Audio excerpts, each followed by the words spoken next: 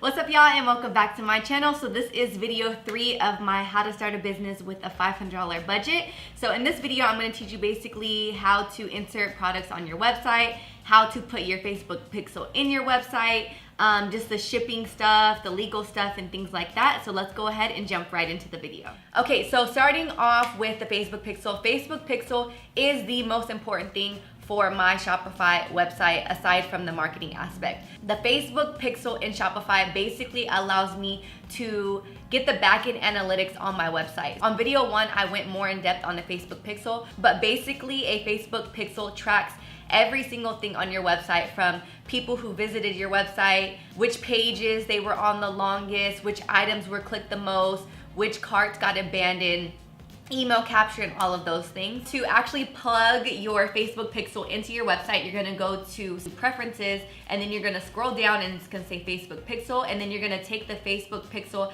ID that you got directly from Facebook and put it right into your website. So once again, if you guys didn't watch video 1, super quick, super easy to get a Facebook pixel. You go to Facebook, go to your business manager, click the 3 little lines, then go to Facebook pixel. It's gonna give you the steps on how to get one, and then you're gonna just plug that right into what I just showed you. So the next thing is to add the products that I got on Shopify. So I already went into the store, I got my products, I got permission that I was able to use the photos from the manufacturer. Now it's time to put them on Shopify. So the first thing that I'm gonna do is actually click on products and add a product to the page. The first item that I'm gonna put on my website is this purple set, and I'm gonna just call it, let's say we call it the lady set. And then from there, I'm gonna go to my email because he sent me all of the pictures of all of the products and all of the specs of the products. So I'm gonna save and download each and every picture that I like so I can put it onto my website.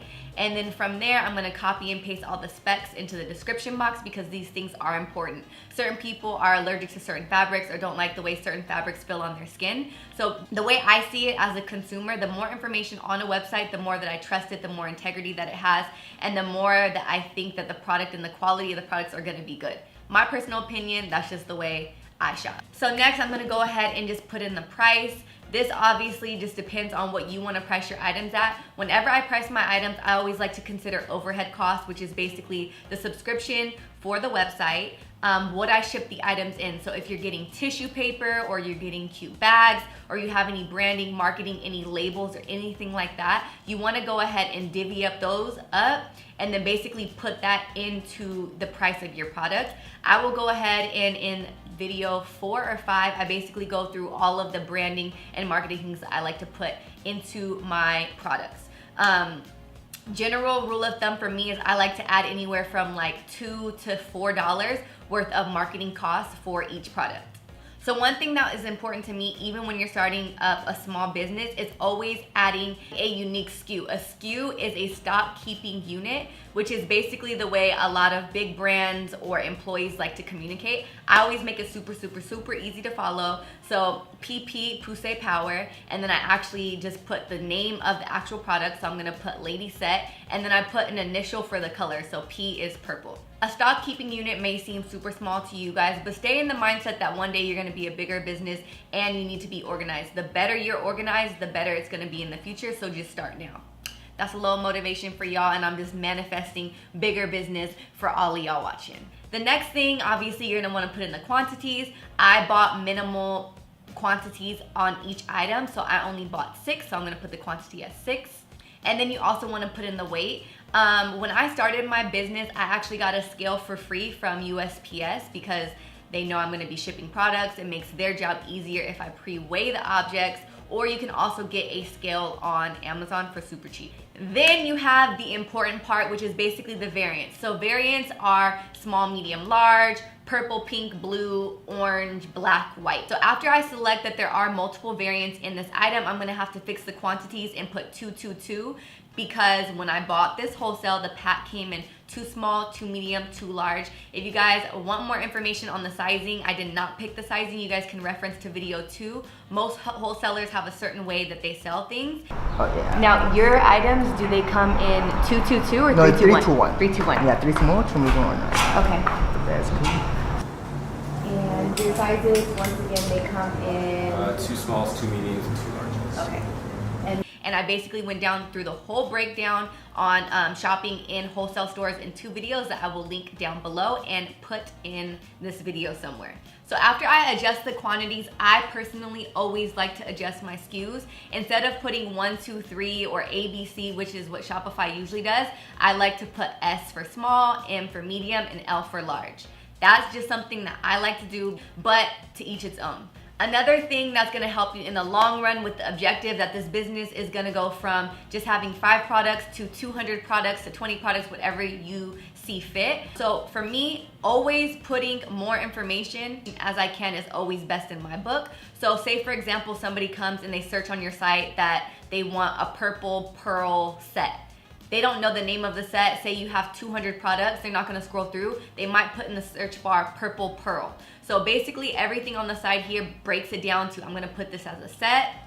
I'm gonna go ahead and then tag just different things that I think people might search for. Once again, as a small business, you might not need it, but for seeing the future, you just wanna get in the habit of thinking big and thinking more products and more organization and a bigger team, an easy way to communicate. So I always like to add as many tags as I see fit for each individual item. This is really beneficial because say you get a random person that sees your outfit tagged from Instagram from like 2 months ago, and your website now has 200 items and they don't know the name of the item, they can literally put purple pearl and this product would probably come up. So this is a little tip for people who don't got that coin to buy a whole bunch of inventory, and you're also testing out your audience and seeing what they like. So 2 tips in 1 is buy 1 product that you actually like for yourself or that you like for your audience, and then don't buy the second item, but you can still put it on your website and you could put it as a pre-order.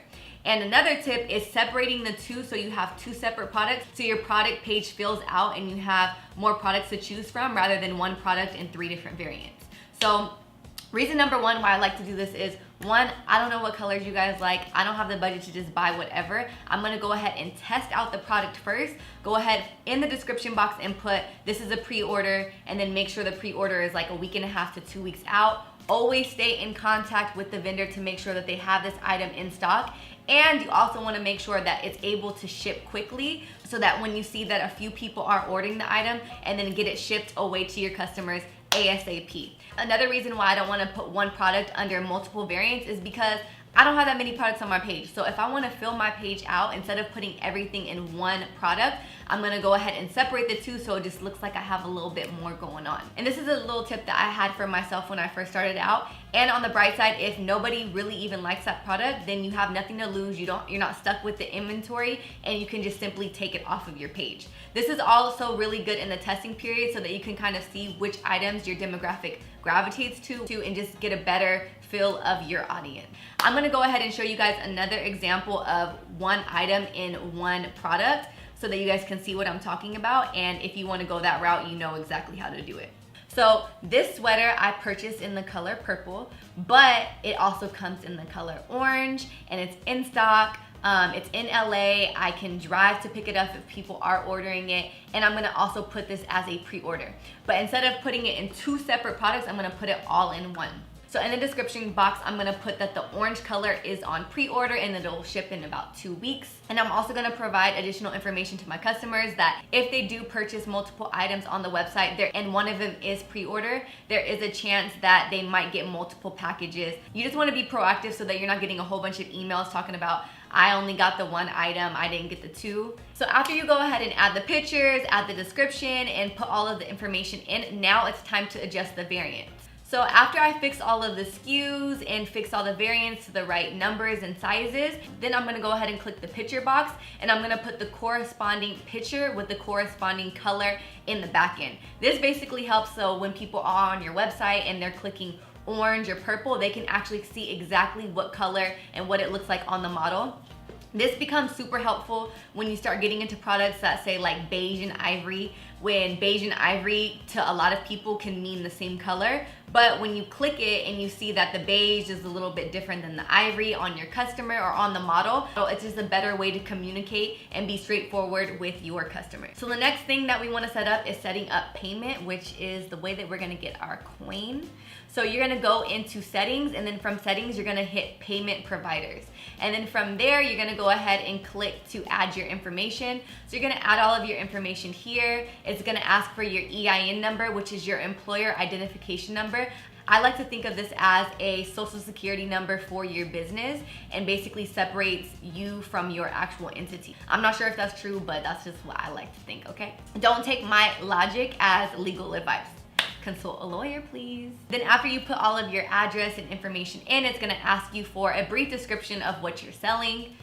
And then from there, it's gonna provide a bank statement descriptor for you, which you can also change. This is basically what pops up of, say your customer buys something and they're like, what is this $70 cost from? And then they can just look at the description and it's gonna say Poussey Power, which is like, oh yeah, I remember I bought from da-da-da-da-da and whoop-de-whoop. And then after that, everything is set up. You can also set up your PayPal, but you're not gonna get a notification to set up the whole entire process of PayPal until you get your first order. So following up with payment, I am then going to go into shipping. Shipping is probably my personal biggest headache of e-com just because it's a lot. But to set up the shipping, you're gonna go to settings, and then from there you're gonna click shipping. And then under there, they already have presets under domestic as far as free, and they do it based off of weight. Unfortunately for me, I haven't found the sweet spot with shipping. If y'all know anything about shipping for a cheaper price or shipping tips, please let your girl know, because I feel like that area is very gray for me. I personally am gonna just set my shipping at $7 because the smallest priority package to ship is a $7 envelope. And if your customers get more than just one item and they get like a jacket or something, you're gonna have to spend like $20 on shipping. That's not fair to charge everybody else $20 for shipping, so I just do the minimum, the sweet spot of $7. And for those bulkier items, what I like to do personally is just add the shipping cost to the overall product, so that you're not adjusting the shipping for everyone, you're just adjusting that shipping for that product for the people who are buying that specific product. That was a lot of words. I hope it made sense, and I hope y'all understood me. And then if you are wanting to open up your site to international shipping, you're gonna wanna choose the countries. I only choose specific countries because in my experience, unfortunately, I've had to ship to random countries that I don't really get that much traffic from.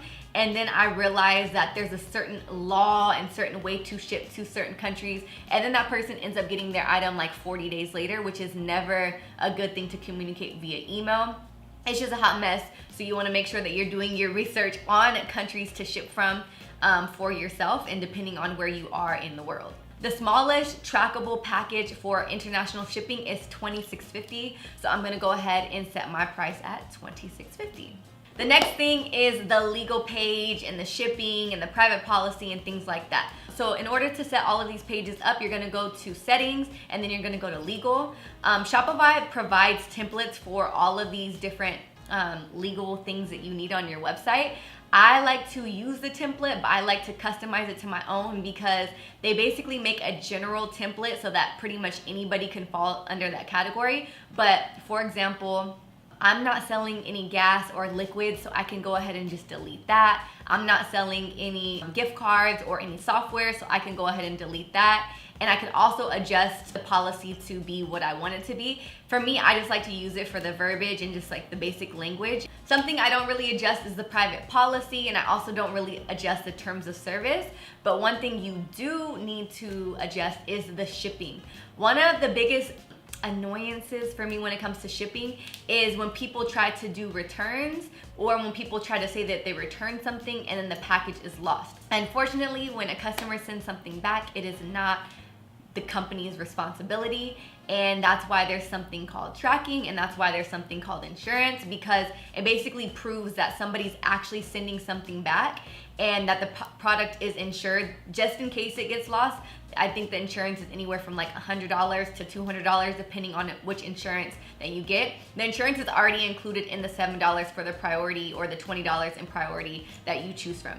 So that is it for the basics of Shopify. In the next video, I will go ahead and show you guys how I customize my website and how I put different graphics in the website and where I get the graphics from. I hope you guys enjoyed this video, and if you guys are liking this series, please give your girl a thumbs up and don't forget to subscribe for more videos. And thank you guys so much for watching. I will see you in the next upload.